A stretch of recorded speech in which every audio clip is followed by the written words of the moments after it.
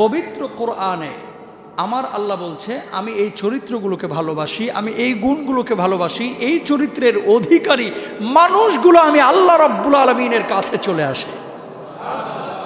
আপনি আমি কি চাই না আল্লাহর কাছে যেতে? আপনি কি চাই না আল্লাহর ভালোবাসা পেতে? যদি চায় আল্লাহর কাছে যেতে, যদি চায় আল্লাহর সন্তুষ্টি, যদি চায় আল্লাহর ভালোবাসা, এই 7টা চরিত্র আপনার মধ্যে আনতে হবে। সকলেই চেষ্টা করবেন ইনশাআল্লাহ। বলেন কোন 7টা? 1 নম্বর, আল্লাহ রাব্বুল আলামিন পবিত্র কোরআনুল কারীমের মধ্যে কি বলছেন? ইন্নাল্লাহা ইউহিব্বুত তাওয়াবিনা ওয়া ইউহিব্বুল মুতাতাহহিরিন।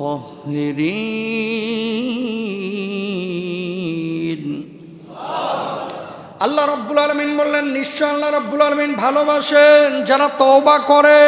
সুবহানাল্লাহ। আল্লাহর নবী বিশ্বনবী সাল্লাল্লাহু আলাইহি ওয়াসাল্লাম বলছেন, ওয়াল্লাহি ওয়াল্লাহি ওয়াল্লাহি, 3 বার বললেন আল্লাহর শপথ করে বলছি, লা আস্তাগফিরুল্লাহ ওয়া আতুবু ইলাইহি ফিল ইয়াউমি আকসারা মিন 70 মাররাতান। আমি নবী প্রতিদিন আল্লাহ সুবহানাহু ওয়া তাআলার কাছে 70 বারেরও বেশি তওবা করি। বলুন সুবহানাল্লাহ। আল্লাহর নবীর জীবনে কোনো গুনাহ ছিল না। আল্লাহর নবী নিষ্পাপ ছিলেন। নিষ্পাপ থাকার পরেও আল্লাহর নবী 70 বারের বেশি তওবা করেছেন। আর আপনি আমি গুনাহ দ্বারা গোটা জীবনটাকে পার করে দিলাম, গোটা অন্তরটাকে কলুষিত করে ফেলেছি, গুনাহর মধ্যে নিজেদেরকে ডুবিয়ে রেখেছি। তারপরেও বছরে শুধু 2 ঈদের নামাজ আর শবে কদরের রাত ছাড়া কিন্তু অনেকেই তওবা করি না। আসতে বলতেছেন কেন? সন্দেহ আছে কোনো? হ্যাঁ, 2-1 জন ইল্লা আলাদা কথা, ম্যাক্সিমাম মানুষই তওবা করি না। আমার আপনার নবীর কোনো গুনাহ ছিল? তিনি যে জান্নাতি পৃথিবীতে বুঝেছিলেন না? সুসংবাদ পেয়েছিলেন না? জান্নাতে যাওয়ার সুসংবাদ পাওয়ার পরেও তিনি 70 বারের বেশি তওবা করেছেন। আর আমরা কোনো সার্টিফিকেটই পাই নাই, সনদই পাই নাই, তারপরেও বছরে 2 বারের বেশি তওবা করি না। প্রতিদিন তওবা করা দরকার আছে না নাই? যেই পাপ আপনি করেছেন এই পাপ থেকে নিজেকে বিরত রাখতে হবে। যেই পাপ আপনি করেছেন সেই পাপের জন্য লজ্জিত হতে হবে। যেই পাপ আপনি করেছেন এই পাপ আর জীবনে সংঘটিত করব না, জীবনে আর করব না, দৃঢ় সংকল্পবদ্ধ হতে হবে। এইভাবে যদি চোখের পানি ফেলে ফেলে আল্লাহর কাছে বলতে পারেন, আল্লাহ জেনা করেছি আর করব না, সুদ খেয়েছি আর খাবো না, ঘুষ খেয়েছি আর খাবো না, আল্লাহ নামাজ পড়ি নাই, এখন থেকে নিয়মিত নামাজ পড়ব।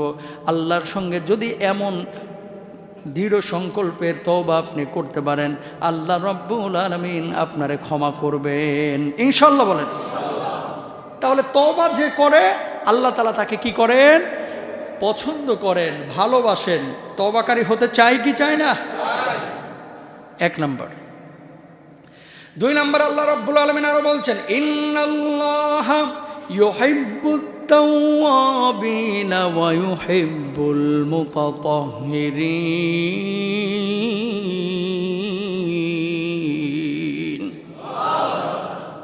আল্লাহ রাব্বুল আলামিন ভালোবাসেন যারা পুত পবিত্র, যাদের অন্তর পবিত্র, পোশাক আশাক পবিত্র, পবিত্র অবস্থায় থাকে।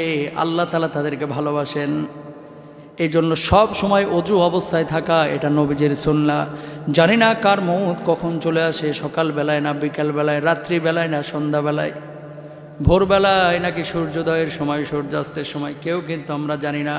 যদি আপনি অজু অবস্থায় থাকেন আল্লাহ রাব্বুল আলামিন আপনার মৃত্যুটাকে পবিত্র মৃত্যু হিসেবে কবুল করবেন, যদি অজু অবস্থায় থাকেন। কারণ যে মানুষটা অজু অবস্থায় থাকবে ওই মানুষটা কখনো অপবিত্র কোনো কাজের সাথে জড়াবে না। কথা বলছেন না কেন? অজু অবস্থায় যদি আপনি 24 ঘন্টা থাকেন, আপনি ঘুমিয়েছেন, অজু করে ঘুমিয়েছেন, তার মানে আপনার পুরো ঘুমটাই কিন্তু পবিত্র অবস্থায়, অজুরত অবস্থায় ঘুম। বলুন সুবহানাল্লাহ।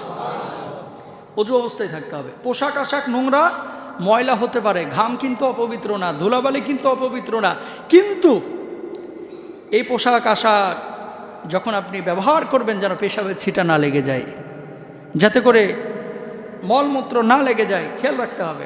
আবর্জনা অপবিত্র এগুলো যাতে করে নাজাসাত যাতে করে না লেগে যায়, এগুলো আপনারে খেয়াল রাখতে হবে। যদি পুত পবিত্র থাকেন আল্লাহ তাআলা আপনারা কি করবেন? ভালোবাসবেন। কি করবেন? ভালোবাসবেন। 3 নম্বর, আল্লাহ রাব্বুল আলামিন বলছেন ওই মানুষগুলোকে আমি ভালোবাসি ইন্নাল্লাহা ইউহিব্বুল মুত্তাকিন।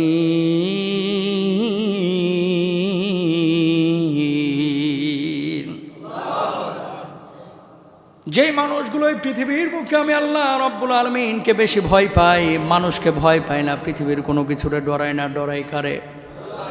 আল্লাহরে। উপার্জন করছে, হালাল হারাম সে বিবেচনা করে। আরেকজনের বাড়িতে মেহমান হচ্ছে, হালাল হারাম বিবেচনা করে।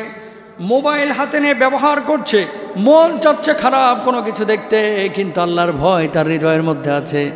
এই ল্যাপের মধ্যে, তোষকের মধ্যে, ঘরের মধ্যে যদিও সব কিছু আটকানো, আমি যদি খারাপ কোনো কিছু দেখি কেউ জানবে না, দেখবে না, কিন্তু আমার আল্লাহ রব্বুল আলামিনের জ্ঞানের আওতার বাইরে আমরা নই, ঠিক কিনা? যদি এমন ভয় আপনার ভেতরে থাকে যে কেউ দেখে না, দেখে কে?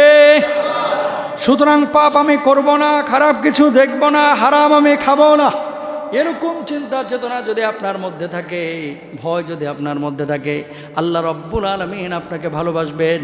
ইন্না আক্রামাকুম ইনদাল্লাহি আতকাকুম। আল্লাহ রব্বুল আলামিন আতকাকুম, এই পৃথিবীর বুকে সবচাইতে সম্মানিত মানুষ আপনারা বানায় দিবেন। বলুন সুবহানাল্লাহ।